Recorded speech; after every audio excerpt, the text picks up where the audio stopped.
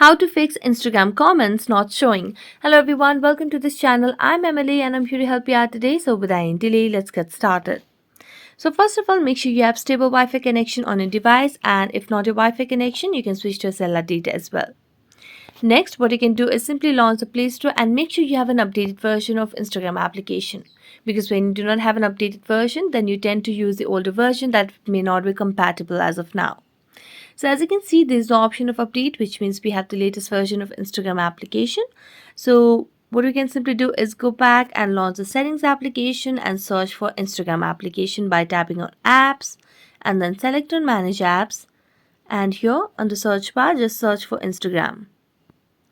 So all you need to do is just tap on this clear data option at the bottom right corner of the screen and then clear the cache, then tap on OK. As you do that, what you can simply do is launch the Instagram application and make sure that you have not turned off the comment section on your Instagram application as well. So that's it. Thank you so much for watching this video. See you next time.